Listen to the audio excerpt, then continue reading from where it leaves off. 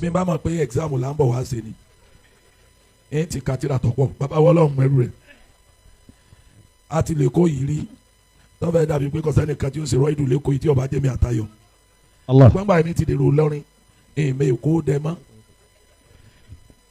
ó ti lé lọ́dún mẹ́wàá gan tí mo ti lọ mọ́lúdí alẹ́ ṣùgbọ́n màá ti prof pè mí èèyàn máa ti jó ẹni tí ọba mọ̀ torí ìdí mẹ́ta ó lè jó lóògùn ọmọ àṣàgbákò ó sì lè jó lówó tí ó là ọmọ fẹnu kó bára rẹ̀ ọwọ́ àlè jẹ́ ni ọmọ bíi eríire eléyìí ti bẹ̀rẹ̀ kọ́ máa wà á ti pa ló jẹ́ pé ni ọba mọ̀ rí respect rẹ̀ búlúbúlù ọlọ́run ni mo rí ọ lónìí ní tí wọ́n ní kí n sọ̀rọ̀ ni pé asiratu nabawiyan hadlun limashakil iqtisadiyya siyasiyatan aw ijtimaiyatan as political aspects tó wà ní siratu nabawiya economic aspects tó wà ní siratu nabawiya and the social aspect tó wà ní siratu nabawiya gbogbo eléyìí bàbá ní aṣọ kí lè òfin tó ó dàbí ẹni ọbẹ̀ ròyìn méjì òtí kò tó ni yóò sùn bá ní pé bẹ́ẹ̀ ló fi dáná ó sùn lé olé èmi yẹn sì kọ́sà alákọ̀wé yóò sọ tí ò ní ṣe I want to be brief kò sì ní brief.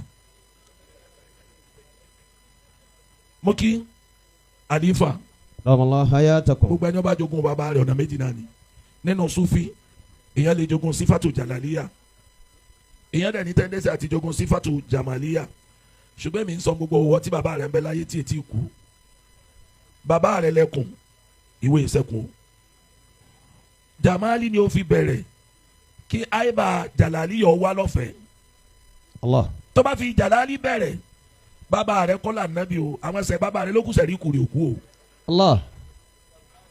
mo mọ Mawlana Sheikh Abdiakin first time tí màá rí wọn ní 1995 ni ìgbà tó di 1996 èmi mo ṣe rọ́ìdù nílé Salati àwọn wọ́n jòkó àlífà jòkó tiwọn ìtì mo rí lára wọn ni pé bàbá yẹn gbogbo tó ní ó fi fẹ́ràn àwọn àfààní. ìyẹn sì lóyún àfàà sínú kọ́mọ́bìnrin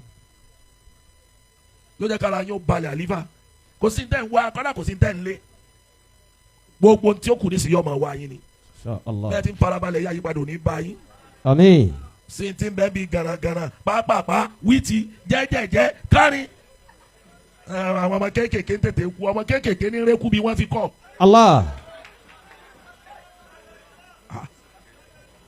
Oṣù kò jí òun lọ́mọ tó gbé lọ ṣùgbọ́n àwọn ọmọ wa dọ́lọ̀ lẹ́bi jẹ́jẹ́ rẹ̀ ló sùn èèyàn tó rọrùn kúrò sùn. Jazakumullah. ẹ má jẹ ìyá ẹ jẹ́ ká lọ sọ́dọ̀ àbí Ishaq Satabi bàbá tó ṣe muwafakat kí ló ń jẹ́ síratu nabawiya ó tún pẹ̀lú just like 3 or 4 words ó ní albayanu an-nadhari wa tatbiqul amali li kitabillah ìtọ́pẹ̀ síra nàbì ní albayan an-nadhari ẹ bá ti dọ́dọ̀ professor tìmẹ́yìn ó propose àwọn theory kan bọ́ bá bẹ́ẹ̀ ní PhD ó wà substantiate yẹ ó analyse rẹ̀ you had values wa tatbiqul amali lẹ́yìn tó understand the theory kí ni Kùránì wí bí a bá fẹ́ gbé ọ lọ sí láàbù láti kó o di ilmul yakin bí bàbá wa Sheikh Yakin ọ wà lọ jòkó sínú fọ́tò bá nàbì ti ya fọ́tò ayé. sallallahu alayhi wa sallam. bá ọba ti lè dúró nínú àyíká bá nàbì torí kò sí ti ń jẹ́ sunna síra nàbì kọjá khulquhu wa khalquhu ìdẹ́dà rẹ̀ àtọ̀rọ̀ rẹ̀ ni wọ́n bá bá sọ pé qawlu wa amalu wà tẹ̀ wọ́n sẹ̀sẹ̀ pín nǹkan kò ju ọ̀nà méjèèjì tó ti wá lọ.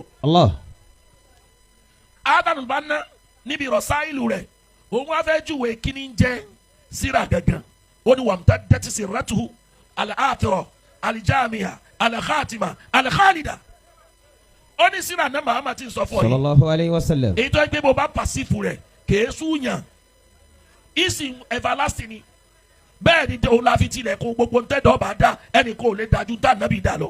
sallallahu alayhi wa sallam. láyé àti lọ́run òun ló ga jù lẹ́ni ọlọ́run láyé lọ́run òun náà ló ga jù lẹ́ni ayé kò sẹ́ni pa àdẹ́ta méjèèjì Trump ga láyé ni bí Trump ti ga láyé o kò jẹ́rẹ́ ni lálùkì àmọ́ anabi nìkan ni òmìnira lọ́dọ̀ méjèèjì. sallallahu alayhi wa sallam. ó wá ní wàmúta det tulan ó ní bó bá fẹ́ mẹ́sọ̀ ìtànàbì height rẹ̀ ló fẹ́ wọ̀n olórí pé istabat zamanan kullahu gbogbo àsìkò tá a wà láyé yìí lànàbì yóò bá a mú.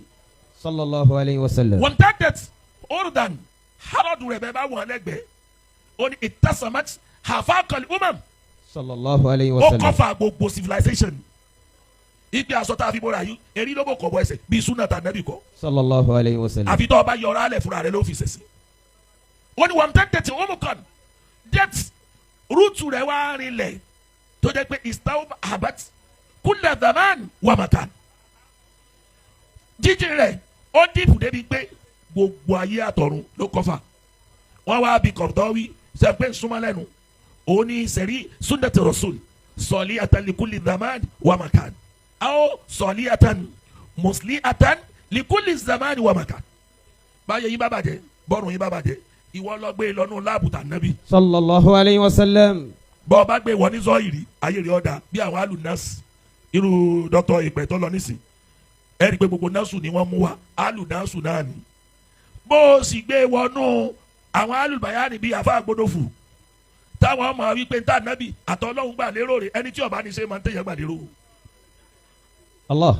méjèèjì tó o bá fi wà nàbì ó ṣe rire ìgbà tá nàbì táwa ní ọrọ̀ ajé kádàsí òṣèlú kádàsí àwùjọ kọ́ ìdá la nàbì gbé kalẹ̀ ó ṣe tẹ̀tí bí ikú rẹ̀ kọ́ ìdá yóò sì pẹ́ bá a bá fàágùn làámà yìí pé àmàyàwá àmúkìníwá àṣìyàṣà political aspect ayé àná Muhammad sallallahu alayhi wa sallam. hasasa rasulu dawlatahu bila adili justice equity fairness transparent gbogbo tó bá rule of law lára àlà adilu nìkan ní inna Allaha ya'murukum bil adli wal ihsan lọ́ba tán nítorí bá fẹ́ kó ṣe fún ọmọ ṣe fún yẹn nígbà tí jọ́tà bá ti ro àwọn society kan bẹ ẹni ní mo tẹ̀ darí UK tẹ bàbá táwa lọ bá rè bàbá wa lùkúbúrọ̀ bàbá ǹjẹ́ kínní kan bẹ téèyàn torí ẹ̀ lè jáde pé lágbájá ọmọ lágbájá ni mí kó tó rí ìgbà UK kò sí you are entitled to it mo sanwó school fees mi mo ti wọ́n aláwọ̀ fún wa ní rebate èmi ò mọ̀ mo sọ gbogbo tá láti Nàìjíríà mo bá dán bàbá wa ọlọ́lọ́mẹ́rù rẹ̀ mo bá sọ fọ́ọ̀rọ̀ mi pé mo mọ̀ padà ká wọ́n ní wọ́n fún wa ní 20% of school fees ẹ̀ tó bá sanwó tẹ́lẹ̀ kan ó lẹ́yìn wa mọ̀ ó ní ó yá ẹ jẹ́ ká kọ méèlì sí bọ́sà ó bá a bá lọ bí bọ́sà a bá send the mail within an hour wọ́n bá respond pé àwọn ò mọ̀ but àwọn ti deduct ẹ̀ máa bá alákàntì Nàìjíríà mi padà. Allahu Akbar. I'm working in the university environment. I know what it takes to collect your transcript. Talk less of refund. Allah. Ala adilu ọ ní ìdíkọ̀ ọmọ yẹn. Ìyẹn ní Ibn Taymiyyah fi sọ pé inna Allaha yansuru dawlatal adila walau kanat kafira. Allah. Ó ní kaba tí máa ń ṣe dọ́gbadọ́gba wọn ò ní tòsí ọrọ̀ ajé òsì ní ìbàjẹ́ mọ́ wọn lọ́wọ́ lópin ìgbà tí wọ́n kọ́lá bí wọ́n jẹ́ kèfèrí. Wala yanzuru dawlata zalima walau kana muslima. Hasasu siyasa ala adilu òní. Ẹlẹ́ẹ̀kejì kí ni opposite adilu òní aligishu. Kéèyàn máa dis kéèyàn máa ṣe dàmbà. Ibi tí wọ́n bá ti compromise regulation wọ́n ti compromise equality. Ìyẹn ló fi lè rí nǹkan tó gidi Nàìjíríà torí kò sí consequence. Kò sẹ́ni tó ṣe nǹkan tí ó jìyà. Mo ń sọ lérí jimá mi ní Friday yìí pé ẹni tó lè jalè lóṣèlú Nàìjíríà tí ó lẹ́wọ̀n lòpònú tí wọ́n mú débi ọ̀rọ̀ tó mú níwọ̀n. Ìyà tí ó jẹ ni pé aláwo dẹ̀rẹ̀ wọ́n sílẹ̀kùn ọ̀rọ̀ fún lérí ibú rẹ̀. Lọ́yọ̀ ó fi yà jọ́ adájọ́ ó fi yà jọ́ àwọn tó kùnà ayé náà tó ti fi yà jọ́ nídìí ilé bàbá rẹ̀ wọ́n máa wá rí pèsè o gbẹ́ni ó ń sojú wa ní olè ayé òun kankan. Allah.